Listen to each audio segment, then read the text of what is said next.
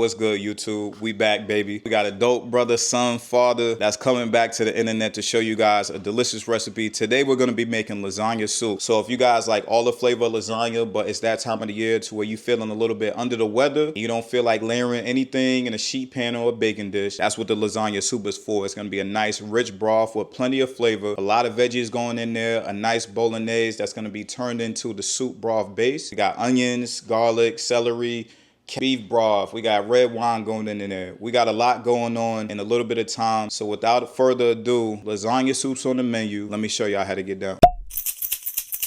So for today's lasagna, like I said, there's gonna be some simple ingredients that actually turn into a lot of flavor. I have some ground beef and some ground sausage right here. You can use a turkey version. You can use ground turkey and turkey Italian sausage if you like. These are just the meats that I'm using today, but I'll put all the substitutes in the description box below. I've got some green bell pepper, yellow onion, also have carrot and celery. So I've got pepperonis. Don't know if you guys add pepperoni to your lasagna, but it's a little trick that somebody taught me and I've been putting it in my lasagna. So I might as well put it in the soup too, right? And this is turkey pepperoni, by the way. We've got our lasagna sheets that we're gonna break apart into our nice rich broth for the soup. How we're gonna make that broth? We're gonna actually cheat a little bit and use some beef broth. I've got low sodium beef broth and regular beef broth. We have some tomato paste here, ricotta cheese, crushed tomatoes for the broth base. I've got some minced garlic, some Italian herbs and basil. If you don't have fresh, it's okay to use the stuff that's in the tubes or dry. And then I'm also gonna add just a little bit of red wine, right? It'll help to enrich the flavor of the broth. You'll cook the alcohol out of the wine,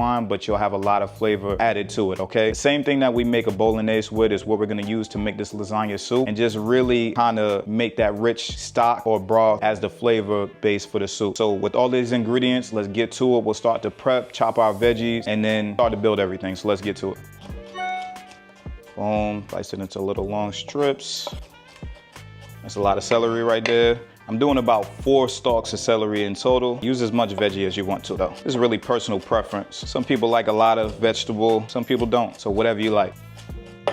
Next, we're gonna get the carrot all chopped up. I'm just gonna chop off the ends. I did the same thing with the celery. And of course, we got our trash bin right next to us, right? Keep a trash bin just to make sure that all your scraps can go into. You can compost them later, but it helps to not have to keep running back and forth from the trash can or have to throw things in the sink. So I'm gonna take this carrot, slice off the bottom just to give myself a flat surface, and then kind of slice into strips to make sure everything's even. And then we're gonna chop up these carrots about the same size as the celery. But yeah, look at that. Now we got some diced up celery and carrots to make our mirepoix with. And I make sure to keep my fingers tucked as I'm working with this knife, because you don't want to lose a finger doing none of this stuff. All right, and this is a pretty sharp knife. Now we got our carrots all chopped up. Now we got our onion next. Slice it in half.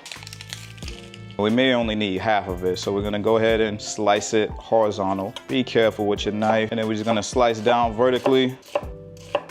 Turn it 90 degrees and just slice down to get that nice dice. Now we got diced onions. Keeping my fingers tucked to make sure that I don't slice down on my finger by accident. As what I was about to say, going down on this onion, that's crazy, crazy work. So we got the onion.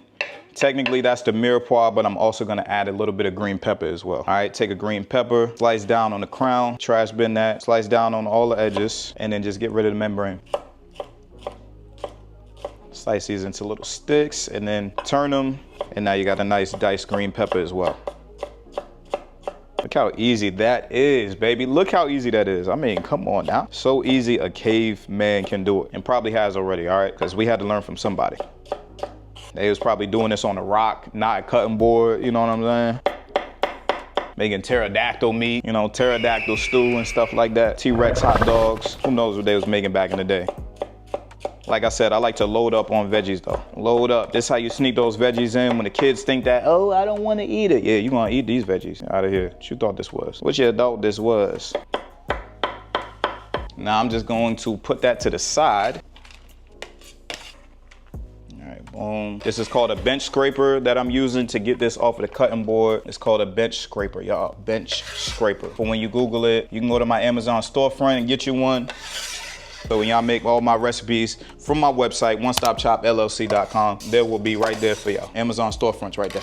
I also keep this little bucket of soapy water right next to me, clean off my board. So now that our veggies are done, we're gonna move on to the next step, which is to get a Dutch oven or a large pot, heat it up over medium-high heat, and then we're gonna add our meat to it. Just add the meat right into the pan. All right, so as the meat starts to brown, you just wanna go ahead and chop it all up.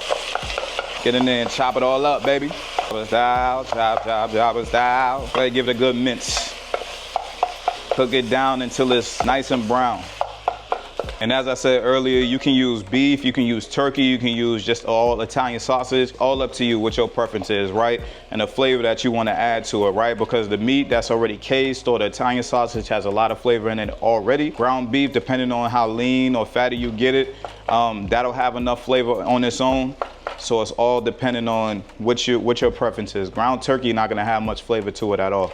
It's very lean. So you'll just have to focus on adding more flavors to it as we go along. But once you get that all browned up, just like this, we're just gonna start to drain some of that fat off. Yes, you could strain it or just get a little paper towel up in there, move the beef to one side, and then just allow that paper towel to soak up all that excess fat from the ground beef and sausage, all right? And don't use no cheap paper towel that's gonna break up as soon as you put it in here, all right? This is not the time for the dollar store paper towel. Get you some good Bounty up in here and let it soak up all this excess grease, okay? Hear me out.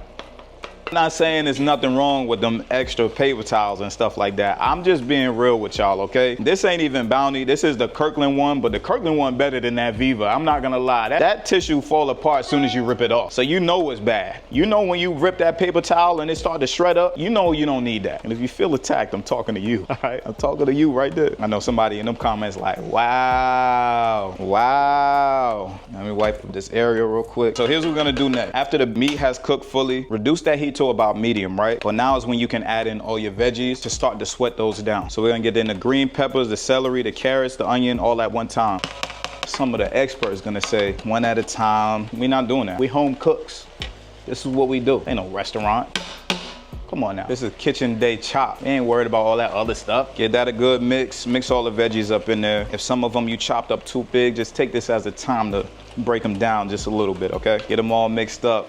They look just like that. After these veggies sweat down for a few minutes, you wanna go in here a few tablespoons of tomato paste. Get all up in there. A few tablespoons of tomato paste. And just mix that all up in there. Now the thing about tomato paste, as we said in previous videos, is that these are super concentrated tomatoes, right? So it's got a lot of bitter flavor to it. So you just wanna cook out a little bit of that bitterness before you add anything else into it, okay? It's good to just let that tomato paste work on its own just to get rid of some of that bitter flavor before you even add anything else to it. You can let the tomato paste coat the meat and veggies. You'll see the color change almost immediately from the rich tomato paste before we deglaze with anything, any wine, broth, or whatever. Next, we're gonna add some garlic paste, couple teaspoons of that. I've got some basil paste, or you can use fresh basil, that's fine too. And some Italian herb paste, okay? But if you wanna do the parsley and some of the rosemary and stuff on its own, you can do that as well. And you'll start to smell the flavors already. You see why we don't season anything too early? Because a lot of this stuff already has its own flavor to it. It's got that fatty, rich flavor from the meat. You got the veggies that have their own flavor, because what do you think dry powders are? They're just veggies all mixed up. I mean, all pounded down and dehydrated. This looks really good already, and we haven't even done anything. We ain't even do nothing yet, and that look good. So next, we're gonna go through the deglazing process, right? Deglazing, get all the little bits that may have been burned into the bottom of the skillet. But if you're using non-stick, you don't really have to call this deglazing. We just add in flavor, okay? That's gonna thicken up, the alcohol is gonna cook out of this red wine. I'm using 19 crowns. You don't have to commit one or buy this, okay? Get whatever red wine you feel comfortable with. I'm gonna add about a quarter to a half a cup of that all up in there. You wanna give that about 2 to 3 minutes to allow for that alcohol to cook out. But you'll start to notice that the meat and veggies will soak that flavor of the wine right on up. Sop it up, this is what we looking like. Juicy, a lot of flavor. Smells really good already, right? Nice and rich, flavorful meat sauce we have right here that we're just gonna add a bunch of broth to turn this into a soup, because why not, right? Here's what we're gonna do. We're gonna add enough broth to turn this into a soup, okay? Completely cover it and also add enough so that we can cook our lasagna sheets. So now is our time to start to add some broth. Like I said, we got this low sodium broth, so we're paying attention to the salt content that we add here. But just go ahead and add some broth to it.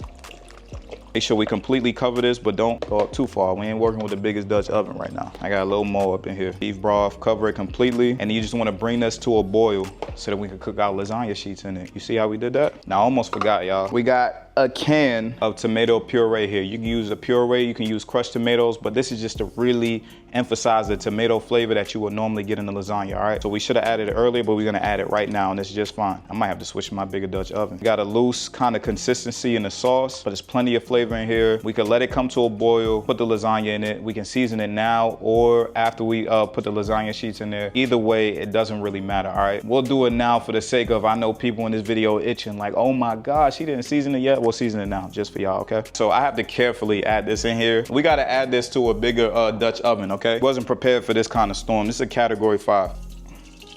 And y'all know the thing about red sauce is it be splashing everywhere. I ain't getting nothing on my shirt either. All right, boom. Clean up our area and we back to normal, baby. Let's season this up. So we're gonna season it with some Italian seasoning. Then we got some Kinders to blend. This is salt, pepper, and garlic. Add some of that up in there.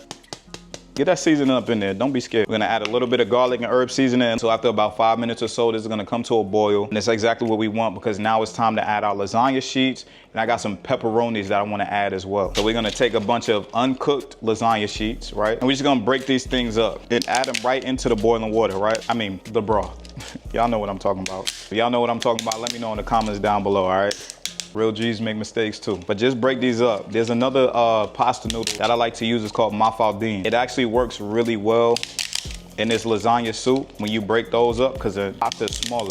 It's thinner. But you want to get a bunch of this in here. Trying to make sure it don't pop me in the eye. I need goggles for this. Hold up. And you can do it as big or small as you want the pieces. Y'all seen that? And just give that a good mix into your sauce, all your lasagna sheet. That little piece in there that try to take your boy out. Just go ahead and look through it to see how much lasagna sheets are in here. It's kind of gonna tell you what it's gonna look like when it's all said and done too. Been around the world. So y'all ain't even know I knew that song. That's crazy. Around the world and not yeah. So just a few more sheets. Personal preference. Let me cover this for a second. Tell y'all about these pepperonis. So I got some pepperonis. It's a turkey pepperoni. You can keep these whole. You can chop them up. It's up to you what you would like to do. I'm probably just gonna give them a quick chop and then add them to the pot. I just had to cover it real quick because it's about to be boiling, bubbling red sauce everywhere. Y'all don't have to add pepperoni. I was introduced to pepperoni and lasagna by a family friend and I liked it. So I'm adding it to my soup just to add flavor, right? If you don't wanna do it, don't do it. There's gonna be people in the comments that say, oh man, I don't like pepperoni. I would never do that. I won't be adding that to mine. And all I'm gonna say is, thanks for the morning announcements. I appreciate you. The third graders need it more than I do. I promise you that. You ain't have to announce to me that you're not gonna put nothing in yours. So after you chop that pepperoni up, that can go in as well. I don't like to add that in too early. Might add a bunch of grease that I don't want. It's turkey pepperoni, so it shouldn't be that bad, but also don't want it to be too overcooked, all right? Because that's pretty much cooked already. They're cured, they're good to go. So we're just adding it in there for flavor towards the end while this pasta cooks and gets nice and al dente. Cover that with a lid or leave it uncovered. It's up to you. I'm gonna cover mine with a lid loosely just to make sure it doesn't bubble over. And then in about 10 to 12 minutes, the pasta should be done.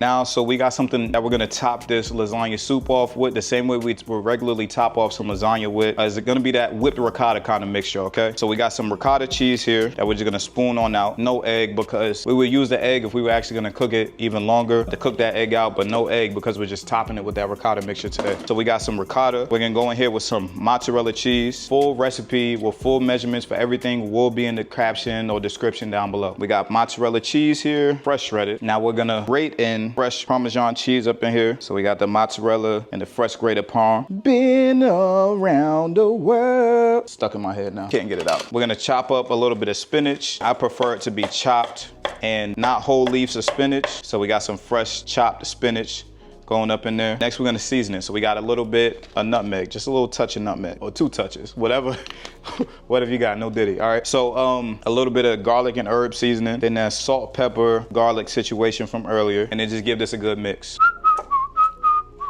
Now, it's gonna be a little messy, but watch, like, I'm gonna clean this cutting board, don't worry. Get this extra mess out of here. If you wanna loosen this up a little bit, there's always milk or cream you can use. I want this to kind of be rough, thick, a little rustic. For when we top the lasagna with it, it'll melt really nicely on top of that lasagna. It's gonna end up looking just like this after you mix it all up. And then we're gonna use kind of a cookie scoop just to scoop it on top of the lasagna anyway, all right? cookie, ice cream scoop, whatever you got or whatever you call it. So after about 10 to 15 minutes, not 10 to 15, this is more like 10 minutes of boiling, you got a delicious lasagna soup. Oh my gosh. And this is just with a regular spoon. The ladle will go crazy. Let me get a ladle so I can get a ladle of this soup. A lot of pasta. I did it on purpose because Cam loves the noodles. He loves a rich broth, but he definitely loves the pasta noodles. And just look at this. Somebody come look at this. Oh my goodness. Sheesh. Good googly moogly. That thing is juicy. Delicious lasagna soup. It's about to be some of the best soup y'all ever had, and it just happens to taste just like a fresh baked lasagna. It's crazy. So now we're just gonna plate this up. Ooh. We're just gonna grate some mozzarella right up in here. Fresh mozzarella cheese, the same you would get in lasagna. Then we're gonna grate some fresh parm. Keep it kind of in the center. All right, that way you can see the rest of the lasagna soup. If you overwhelm it with the cheese all over the place, you're not gonna be able to tell it is soup anymore, all right? So just kind of keep it in the center. I'm gonna get a little bit of parsley, guys. Next, we'll sprinkle just a little bit of freshly chopped parsley, all right? Kind of keep it in the middle, like I said. And last but not least, a nice healthy scoop, that whipped ricotta. Now we have a delicious homemade lasagna soup. Let's get this thing a try. Look how cheesy that is, man. Oh my goodness. Every bite I take, I'm losing my mind right now. Y'all gotta try this recipe out. Let me know when you do, and you already know. It's a wrap. Let's go.